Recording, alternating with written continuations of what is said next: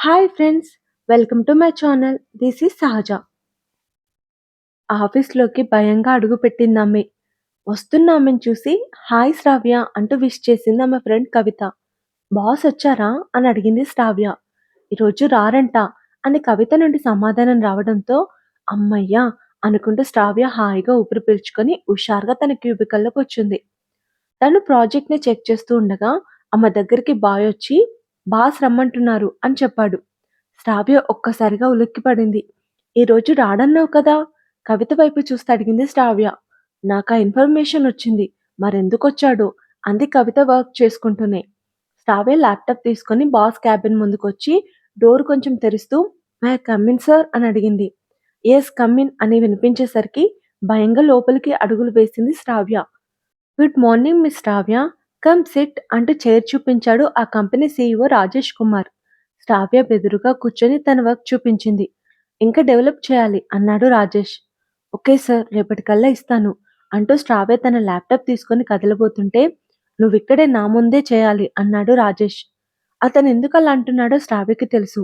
అందుకే అవుననలేక కాదనలేక సతమతమవుతూ అలాగే నిల్చుండిపోయిందామె. "డూ ఇట్ ఫాస్ట్" అన్నాడు రాజేష్. తప్పక అక్కడే ల్యాప్టాప్‌లో వర్క్ చేయడం స్టార్ట్ చేసింది శ్రావ్య. రాజేష్ మెల్లిగా ఆమె దగ్గరకొచ్చాడు. శ్రావ్య గుండెల్లో దడ మొదలైంది. ఆమె చుట్టూ ఒక రౌండ్ తిరిగి "ఇలా కాదు శ్రావ్య" అంటూ ఆమె దగ్గరకొచ్చి టైప్ చేస్తున్నాడు రాజేష్. అవనికి భయంతో చెమటలు పట్టేస్తుంటే రాజేష్ మెల్లిగా ఆమె భుజం మీద చేయి వేశాడు. అతని స్పర్శకి ఆమెకు జుగుప్స కలిగి ఒక్క ఉదుటున దూరం జరిగి తన ల్యాప్టాప్ తీసుకొని ఒక్క పరుగున బయటకొచ్చేసింది శ్రావ్య.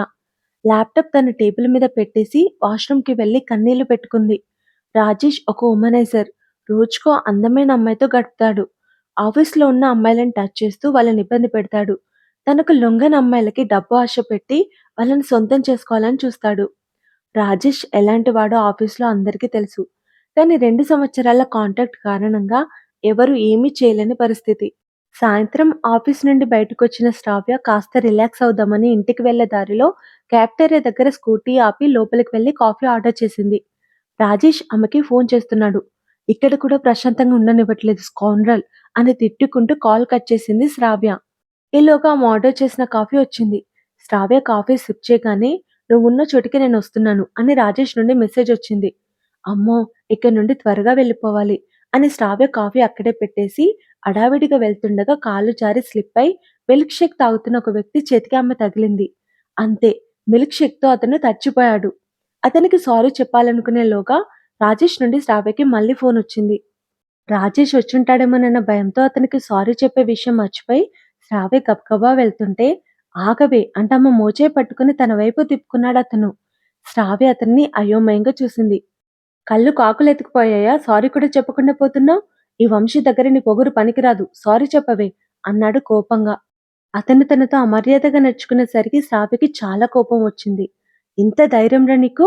నా చెయ్యే పట్టుకుంటావా?" అంటూ కోపంగా అతనిని తోసింది శ్రావ్య. "నన్నే తోస్తావా? నిన్ను" అంటూ వంశీ ముందుకొస్తుంటే పక్కనున్న కోక్ అతని మీద పోసి పరుగందుకుంది శ్రావ్య. "ఒసేయ్ ఆగవే" అని అరుస్తూ వంశీ ఆమె వెంట పరిగెత్తాడు.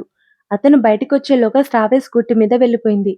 "ఎప్పుడో ఒకసారి నాకు దొరుకుతావు. అప్పుడు నీ పని చెప్తా" అంటూ బైక్ స్టార్ట్ చేశాడు వంశీ. రాజేష్ వస్తానన్నాడు. రాలేదేంటి? అనుకుంటూ స్కూటీ పక్కనాపి ఫోన్ చెక్ చేసింది శ్రావ్య. నా మాట నమ్మి భయపడ్డావా? జోక్ చేశాను బేబీ అని పెట్టిన రాజేష్ మెసేజ్ చూసి వీటి వల్ల అతనితో గొడవైంది. నేను కనిపిస్తే ఏం చేస్తాడో ఏమో! దేవుడా! అతనికి నేనెప్పటికీ కనిపించకుండా చూడు తండ్రి ప్లీజ్ అంటూ చేతులు జోడించి మొక్కుకొని స్కూటీ స్టార్ట్ చేసింది శ్రావ్య. మరుసటి రోజు ఉదయం ఎప్పటిలాగే భయపడుతూ ఆఫీస్‌కి వెళ్ళిన శ్రావ్య బాస్ పిలవడంతో అతని క్యాబిన్‌లోకి వెళ్ళింది. "కూర్చో శ్రావ్య" అన్నాడు రాజేష్. మొహమాటంగా కూర్చొని "ఏం వర్క్ అలౌట్ చేస్తున్నారు" అని అడిగింది శ్రావ్య. "కాసేపు ఈ వర్క్ పక్కన పెట్టు. అసలిది ఆఫీస్ అనే విషయమే మర్చిపో" అని అన్నాడు రాజేష్. శ్రావ్య అతనిని ఆశ్చర్యంగా చూసింది. "ఎప్పటినుండో నీతో ఒక విషయం చెప్పాలనుకుంటున్నాను శ్రావ్య. కానీ నువ్వు నాకు చెప్పే అవకాశమే ఇవ్వలేదు" అని అన్నాడు రాజేష్. "ఏ విషయం" అని భయంగా అడిగింది శ్రావ్య. "ఇప్పటివరకు నేను అమ్మాయిలందరినీ లస్ట్‌తోనే చూసాను. కానీ ఒక నిన్ను మాత్రం లవ్‌తో చూసాను. నువ్వంటే నాకు చాలా ఇష్టం. ఐ లవ్ యూ శ్రావ్య" అంటూ ప్రపోజ్ చేశాడు రాజేష్. శ్రావ్య షాక్‌తో ఒక్కసారిగా లేచి నిల్చుంది. "డబ్బుతో నేను పడానని లవ్‌తో పడేయాలని చూస్తున్నారా?" ఆమె నుండి కోపంగా వచ్చాయి మాటలు. నేను మనస్ఫూర్తిగా ప్రేమిస్తున్నాను శ్రావ్య. ఇది నిజం. నువ్వు ఒప్పుకుంటే వెంటనే పెళ్లి చేసుకుందాం. మా ఇంట్లో వాళ్ళకి చెప్పాను. వాళ్ళు ఒప్పుకున్నారు. డెసిషన్ ఇక నీదే. అమ్మ కళ్ళల్లోకి చూస్తూ చెప్పాడు రాజేష్. శ్రావ్య ఒక్క క్షణం కూడా అక్కడుండలేక బయటకొచ్చేసింది. కవిత, నీతో ఒక విషయం చెప్పాలి పద. ఆమె చేయి పట్టుకొని ఆఫీస్ బయటికి తీసుకొచ్చింది శ్రావ్య. ఏ విషయమే? అని అడిగింది కవిత. చెప్తాను పద అంటూ స్కూటీ మీద ఆమెనెక్కించుకొని దగ్గరలో ఉన్న పార్క్‌కి తీసుకెళ్ళింది శ్రావ్య. ఇద్దరు చెట్టు కింద ఉన్న బెంచ్ పైన కూర్చున్నారు. ఇప్పుడు చెప్పు ఏమైంది? అని అడిగింది కవిత. బాస్ నాకు ప్రపోజ్ చేశాడు. పెళ్లి చేసుకుంటా అంటున్నాడు. ఏడుపు ముఖం పెట్టి చెప్పింది శ్రావ్య. వాట్? మరి నువ్వేమన్నావు? షాక్ అవుతూ అడిగింది కవిత. నేనేమంటాను? వెంటనే బయటకొచ్చేసా. మరిప్పుడు ఏం చేద్దాం అనుకుంటున్నావు? జాబ్ వదిలేద్దాం అనుకుంటున్నా అని చెప్పింది శ్రావ్య. నీకు పిచ్చి పట్టిందా? 2 సంవత్సరాల అగ్రిమెంట్ ఉన్న విషయం మర్చిపోయావా? అగ్రిమెంట్ ముగియక ముందే జాబ్ వదిలేస్తే కోర్ట్ కేస్ అవుతుంది అని హెచ్చరించింది కవిత. మరిప్పుడు నేనేం చేయాలి? అతను నన్ను వదిలిపెట్టడు. రోజు వెంటపడి చంపుతాడు. శ్రావ్య కళ్ళలో సన్నటి కన్నీటి ధార. 2 నిమిషాలు ఆలోచించిన కవిత, ఒక ఐడియా ఉంది అని చెప్పింది. ఏంటా ఐడియా? అని క్యూరియాసిటీగా అడిగింది శ్రావ్య. నీకు ఆల్రెడీ పెళ్ళయిందని చెప్పు. ఏం మాట్లాడుతున్నావే? నేను చెప్పేది పూర్తిగా విను. నీది లవ్ మ్యారేజ్. మీ పెళ్లి గురించి ఎవరికీ తెలియకుండా నువ్వు నీ భర్త సీక్రెట్‌గా ఉంచారు. ఇదే విషయం బాస్‌తో వెళ్లి చెప్పావనుకో, అతను ఇంకెప్పుడు పెళ్లి అని నీ వెంట పడడు. నీకిదొక్కటే దారి. బాగా ఆలోచించుకో అని చెప్పింది కవిత. నాకిది కరెక్ట్ అనిపించట్లేదు. చిరాగ్గా మొహం పెట్టి అంది శ్రావ్య. నేనైతే ఐడియా చెప్పా. ఇక నీ ఇష్టం అంటూ లేచి పద ఆఫీస్‌కి వెళ్దాం అంది కవిత. ఇద్దరు ఆఫీస్‌కొచ్చారు. రాజేష్ శ్రావ్యని మళ్ళీ లోపలికి పిలిచాడు. మన పెళ్లి సంగతి ఏం ఆలోచించావు శ్రావ్య? అని అడిగాడు రాజేష్. ప్రేమ పెళ్లి అని రోజు నా వెంటపడి హింసిస్తాడు. ఈ ప్రాబ్లం నుండి తప్పించుకోవాలంటే కవిత చెప్పిన ఐడియానే బెస్ట్ అని మనసులో అనుకుని నాకు పెళ్ళైంది సార్ అని చెప్పింది శ్రావ్య. వాట్? ఈసారి షాక్‌తో రాజేష్ లేచి నిల్చున్నాడు. అబద్ధం చెప్తున్నావు. నాకు తెలుసు అన్నాడు కోపంగా. మాది లవ్ మ్యారేజ్ సార్. ఎవరికీ తెలియకుండా పెళ్లి చేసుకున్నాం. కొన్ని రోజులు సీక్రెట్‌గా ఉంచాలనుకున్నాం.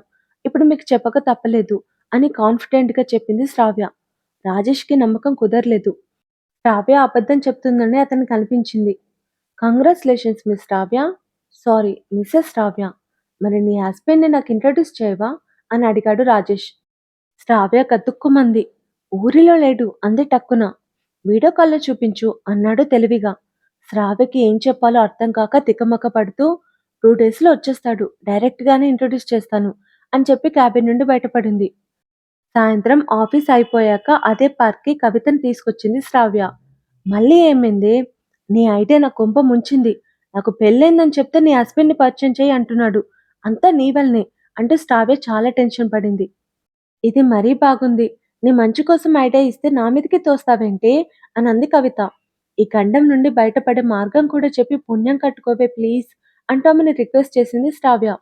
నీ హస్బెండ్‌గా బాస్‌కి పరిచయం చేయడానికి నేను ఒక అబ్బాయిని అరేంజ్ చేస్తాను అని చెప్పింది కవిత. అంటే నా హస్బెండ్‌కి ఒకరిని తీసుకొస్తావా? అంటూ నోరు తెచ్చింది శ్రావ్య. మరి ఇంకేం చేయాలో నువ్వే చెప్పు. మనకింకేం మార్గం లేదు అంది కవిత. నాకు భయమేస్తుంది అని బేలగా అంది శ్రావ్య. ఏం కాదే. ఆ అబ్బాయిని బాస్ దగ్గరికి తీసుకెళ్ళి నీ హస్బెండ్‌గా పరిచయం చేస్తావు. That's it. 5 మినిట్స్‌లో ప్రాబ్లమ్ సాల్వ్ అయిపోతుంది. ఇంక ఈ జన్మలో అతను నీ జోలికి రాడు అని ధైర్యం చెప్పింది కవిత. సరే అంటూ శ్రావ్య తలూపింది. మరుసటి రోజు రాత్రి 7 గంటలకి కవిత శ్రావ్యకి ఫోన్ చేసి అబ్బాయి దొరికాడు ఇంట్రడ్యూస్ చేస్తాను అని రెస్టారెంట్ పేరు చెప్పి అక్కడికి రమ్మంది. శ్రావ్య రెస్టారెంట్‌కి చేరుకొని కవిత దగ్గరకొచ్చి ఎక్కడతను అని అడిగింది. ఫోన్ మాట్లాడడానికి వెళ్ళాడు. వస్తాడు కూర్చో అనంది కవిత. శ్రావ్య కూర్చొని వెనకాల అల్లరి చేస్తున్న పిల్లలను చూస్తుంది. ఈలోగా అతనొచ్చాడు. శ్రావ్య హీస్ వంశీ అంటున్న కవిత మాటలకి శ్రావ్య ముందుకు తిరిగి హాయ్ అని చేయి చాస్తూ అతనిని చూసింది. అతను చేయి చాస్తూ ఆమెను చూశాడు. నువ్వా? అంటూ ఇద్దరు ఒకేసారి హోటల్ దద్దరిల్లేలా అరిచారు. వంశీ, శ్రావ్య ఒకరినొకరు చూసుకొని అరవడంతో మీకు ముందే పరిచయం ఉందా? అని ఆశ్చర్యంగా అడిగింది కవిత. హెల్ప్ అడగడానికి నీకు వీడు తప్ప ఇంకెవరు దొరకలేదా? వంశీని కోపంగా చూస్తూ కవితకు మాట విసిరింది శ్రావ్య. హెల్ప్ చేయడానికి నీకు ఇది తప్ప ఇంకెవరు దొరకలేదా? వంశీ కూడా శ్రావ్యని కోపంగా చూస్తూ మాట మాత్రం కవితకు విసిరాడు. హే మిస్టర్ మాటలు మర్యాదగా రాని. నీకేంట మర్యాద ఇచ్చేది? ఏంటే ఏంట్రా? నేను నీ పెళ్ళాన్నా? ఏంట్రా అంటే నేను నీ మొగున్నా? రేయ్ నాతో పెట్టుకుంటే ఏం చేస్తావే? నీ పళ్ళు రాళ్ళ కొడతా. ఏంటే ఊరుకుంటే రెచ్చిపోతున్నావు? అంటూ ఆమె మీదికి వచ్చాడు వంశీ. ఏంట్రా మీది మీదికొస్తున్నావు అంటూ టక్కున జ్యూస్ తీసుకొని చటుక్కున అతని మీద పోయబోతుంటే చప్పునమ్మ చేపట్టుకుని ఆపాడు వంశీ. ఎంత పొగరే నీకు అంటూ శ్రావ్య కళ్ళలోకి కోపంగా చూశాడు వంశీ. హేయ్ చూపుడు వేలు చూపిస్తూ గట్టిగా అరిచింది శ్రావ్య. హేయ్ చూపుడు వేలు ఆడిస్తూ అతనమ్మ కంటే గట్టిగా అరిచాడు. స్టాప్ ఇట్ అంటూ వాళ్ళకంటే గట్టిగా అరిచింది కవిత. ఏంటి అరుపులు? ఇది మీ ఇల్లు అనుకుంటున్నారా? పబ్లిక్ పార్క్ అనుకుంటున్నారా? కోట్లు పెట్టి కట్టించింది మీరు అరుచుకోవడానికా? అందరూ తినడం మానేసి మమ్మల్ని తినేసేలా చూస్తున్నారు. బయటికెళ్ళి అరుచుకోండి అని కోపంగా చెప్పి వెళ్ళిపోయాడు మేనేజర్. వంశీ శ్రావ్య తమని విచిత్రంగా చూస్తున్న మనుషులను చూసి ఇబ్బందిగా కూర్చున్నారు. పరువంతా తీసేశారు అంటూ తల పట్టుకుంది కవిత. వంశీ శ్రావ్యని గుర్రున చూస్తే శ్రావ్య మూతి తిప్పింది. అసలేంటి మీ గొడవ అని అడిగింది కవిత. ఇద్దరు పోటీపడి మరీ చెప్పారు. జరిగిన పొరపాటుకి సారీ చెప్పకపోగా కోకెందుకు పోసావే అని అడిగింది కవిత. అతని మాటలు నచ్చక వంశీని కోపంగా చూస్తూ చెప్పింది శ్రావ్య. నీ చేష్టలు బాగున్నాయి మరి వెటకారంగా అన్నాడు వంశీ. మీరు ఇలా గొడవ పడుతుంటే ప్రాబ్లం ఎలా సాల్వ్ అవుతుంది విసుగ్గా అంది కవిత. దీని భర్తగా నేను నటించడమా అది కలలో కూడా జరగదు అన్నాడు వంశీ గట్టిగా. నువ్వు నా భర్తగా నటించడం ఏంట్రా నేను నా పని మనిషిగా నటించడానికి కూడా ఒప్పుకోను కోపంగా అంది శ్రావ్య. నువ్వేంటి ఒప్పుకునేది నేనే నటించనంటుంటే. అబ్బా ఇక ఆపండి అని అరిచింది కవిత. శ్రావ్య చాలా పెద్ద ప్రాబ్లంలో ఉంది వంశీ. నువ్వు హెల్ప్ చేస్తేనే అది ఈ గండం నుండి బయటపడుతుంది. ప్లీజ్ అర్థం చేసుకో రిక్వెస్టింగ్ అడిగింది కవిత. నువ్వేంటి అతనిని రిక్వెస్ట్ చేస్తున్నావు? ఇతగాడు తప్ప ఇంకెవరు దొరకరా ఏంటి అని శ్రావ్య అంటుంటే దొరకరు అని అరిచింది కవిత. శ్రావ్య ఆశ్చర్యంగా చూసింది. వంశీ చాలా మంచివాడు. నాకు మంచి ఫ్రెండ్. నీ సమస్య చెప్పగానే నేను నటిస్తానని ముందుకొచ్చాడు. ఒక అమ్మాయి ప్రాబ్లం సాల్వ్ అవ్వడానికి నేను కారణం అవ్వడం నాకు చాలా గర్వంగా ఉంటుందన్నాడు. అంత మంచివాడతను. వంశీ గురించి కవిత చెప్తుంటే ఎంత మంచివాడో తెలుసులే అని గొనుక్కుంది శ్రావ్య. చూడు శ్రావ్య, ఇంకెవరైనా నీ భర్తగా నటించారనుకో, ఆ విషయాన్ని అడ్డు పెట్టుకొని నిన్ను బ్లాక్మెయిల్ చేసి నీతో మిస్‌బిహేవ్ చేయడానికి ట్రై చేస్తారు. కానీ వంశీ వలన నీకెలాంటి ప్రాబ్లం ఉండదు అని చెప్పింది కవిత. శ్రావ్య ఏం మాట్లాడకుండా సైలెంట్‌గా ఉంది. వంశీ, శ్రావ్యకి హెల్ప్ చేయడం నీకు ఓకేనా కాదా అని సూటిగా అడిగింది కవిత. ఆమె నాకు సారీ చెప్తే నాకు ఓకే అని చెప్పాడు వంశీ. సారీయా? నేనే తప్పు చేశానని సారీ చెప్పాలి? నేను చెప్పను అంది శ్రావ్య మొండిగా. అయితే రాజేష్‌ని నువ్వే హ్యాండిల్ చేసుకో అని కోపంగా కవిత లేస్తుంటే సారీ అని చెప్పింది శ్రావ్య. మూతి ముడుచుకొని చెప్పే సారీ నాకొద్దు అన్నాడు వంశీ. నవ్వుతూ చెప్పవే అంది కవిత. ఇహిహి సారీ అంటూ పల్లెకిలిస్తూ చెప్పింది శ్రావ్య. వంశీ దడుచుకొని అమ్మ తల్లి ఇంకెప్పుడు నవ్వకు. ఈ నవ్వు కంటే మూతి ముడుచుకుంటేనే బాగుంది అని అన్నాడు. శ్రావ్య అతనిని ఉరిమి చూసింది. ముగ్గురు డిన్నర్ చేసి ఎవరింటికి వాళ్ళు వెళ్ళిపోయారు. ఆ రోజు ఆదివారం కావడంతో ఆఫీస్‌లో ఎవరుండరు. ఇదే కరెక్ట్ టైం అనుకుని తన హస్బెండ్‌ని ఇంట్రొడ్యూస్ చేస్తానని ఆఫీస్‌కి రమ్మని రాజేష్‌కి ఫోన్ చేసింది శ్రావ్య. చెప్పిన టైంకి ముగ్గురు ఆఫీస్‌లో ఉన్నారు. శ్రావ్య వంశీతో కలిసి రాజేష్ క్యాబిన్‌కి వచ్చింది. Sir meet my husband Vamsi అంటూ అతనిని రాజేష్‌కి పరిచయం చేసింది శ్రావ్య. హాయ్ వంశీ అని రాజేష్ పలకరిస్తే హలో రాజేష్ అని వంశీ పలకరించాడు. టక్కున వంశీ వైపు చూసింది శ్రావ్య. బాస్ నీకు కానీ నాకు కాదు కదా అన్నాడు వంశీ నవ్వుతూ. కరెక్ట్ సిట్ అంటూ చైర్స్ చూపించాడు రాజేష్. వంశీ శ్రావ్య రాజేష్ ఎదురుగా కూర్చున్నారు. నేను అడిగే ప్రశ్నలకి మీరిద్దరూ ఒకేసారి ఆన్సర్ చెప్పాలి అన్నాడు రాజేష్. ఓకే అన్నారిద్దరు. మీకెప్పుడు పెళ్ళైంది అని అడిగాడు రాజేష్.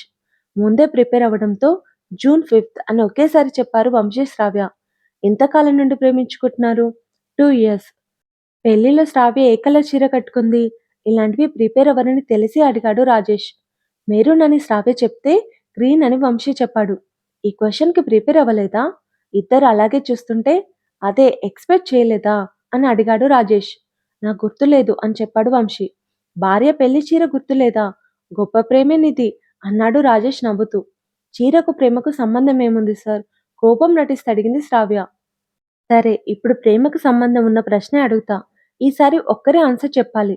మొదటి ప్రశ్న వంశీకి అని రాజేష్ అంటుంటే ఇద్దరు కంగారు పడ్డారు.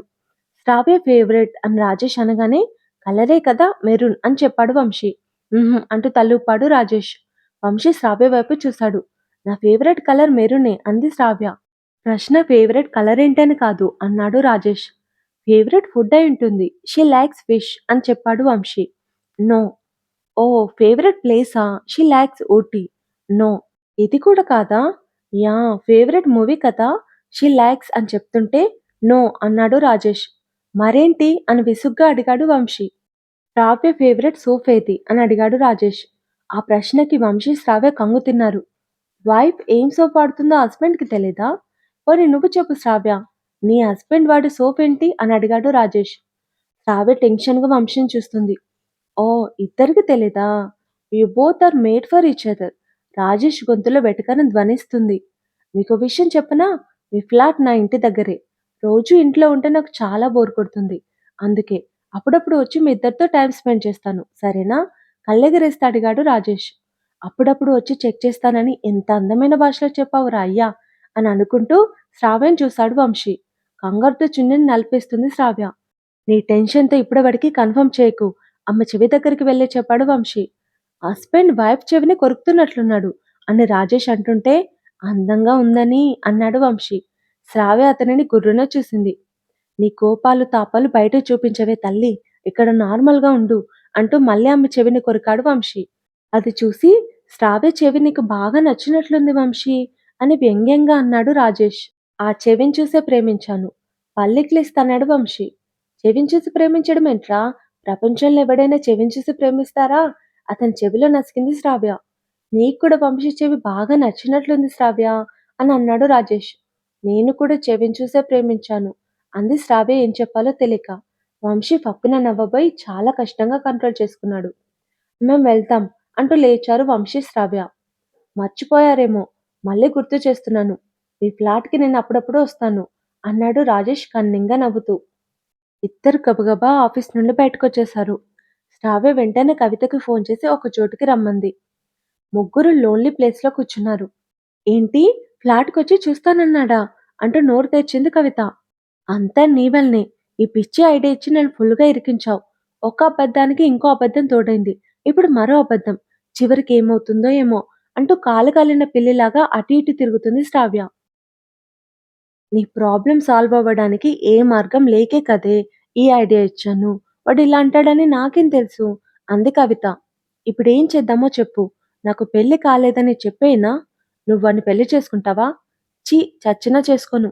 నిన్ను పెళ్లి చేసుకునే వరకు వాడు నిన్ను వదిలిపెట్టడు అంది కవిత. మరిప్పుడెలా?